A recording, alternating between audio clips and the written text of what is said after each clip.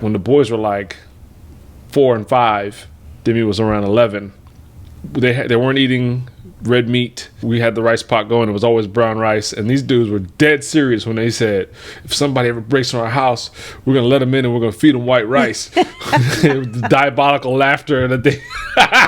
Diabolical laughter because we're going to kill them.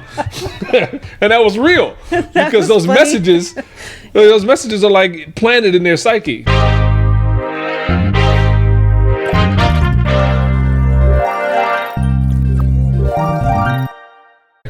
Out of the blue, no prep. Here's my question. What is the goal of great parenting?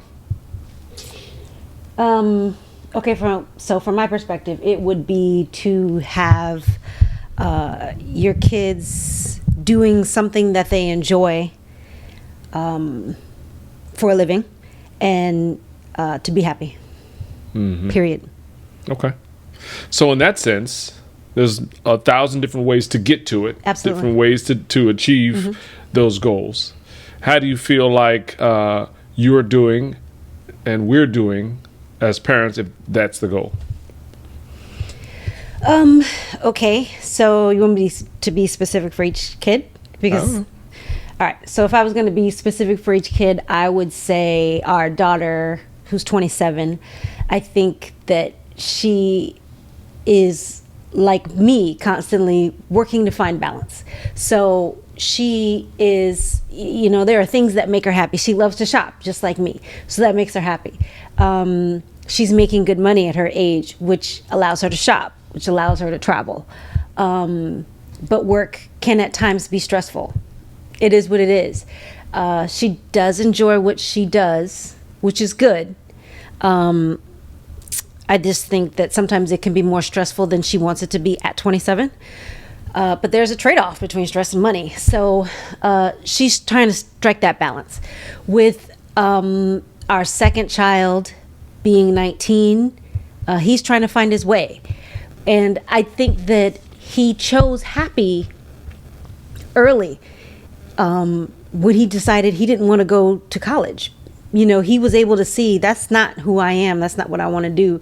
And I think that oftentimes a lot of people do things to please other people, whether it's, doing something to please your parents or to please your friends, whatever. I appreciate the fact that he was able to articulate, that's just not my path. That's not what I want to do. So in my mind, at 19, he's able to choose happy early.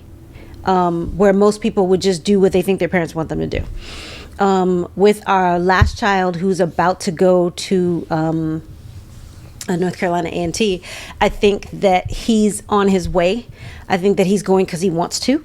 I know he's going to have a great time. He was, since he was little, he wanted to go to an HBCU. So he's doing the things that he has always wanted to do so far. And we'll see, where that carries him. He's also got his own YouTube channel that he's been running since he was, much younger. Yeah, for at least 5 years. At least 5 years.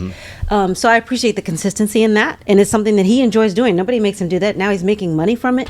So how do I think we're doing? Yeah. I think we're doing pretty well. For me as a parent, I inevitably just want myself and my kids to be happy. It seems that's not easy. And so I think that, they're all three of them are choosing their own paths and they're doing well. There are definitely bumps in the road that we have either prepared them for or at least prepared them to handle. So I think we're doing pretty well. We'll see how that goes.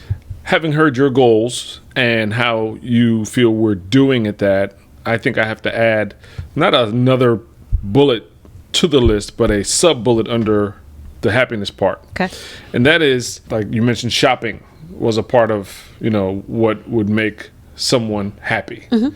I would put underneath that happiness bullet on your own steam. Yeah. Yes, that's absolutely the deal. So they say a person's rights for freedom to make choices stop when it impinges upon the rights of someone else. So if you're in a movie theater and everybody's enjoying the movie and then you make some loud noise because you're free, you've now impeded upon everybody else's freedom to also watch the movie.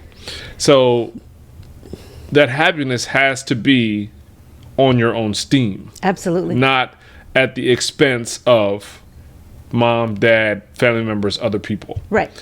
I 100% agree with that, just Yeah. because I feel like everything that you and I have done has been on our own steam. So to me, that goes without saying. Yeah. I think both of us we've raised our kids to be doing chores since they were little and to be earning their own keep since they were little. So, our kids know the value of a dollar. They know the price of milk.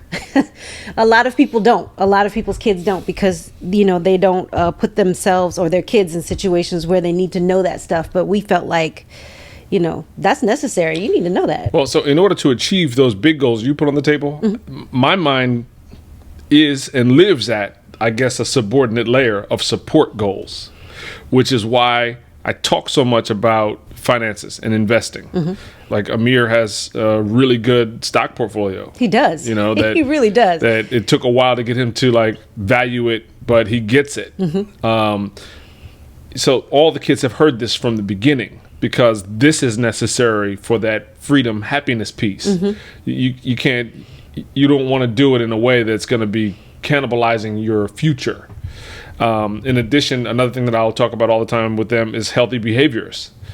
There's the ridiculous story when the boys were like 4 and 5, Demi was around 11.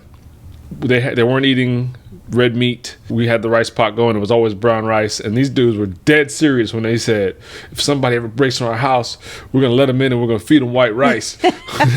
Diabolical laughter. And diabolical laughter, because we're going to kill them.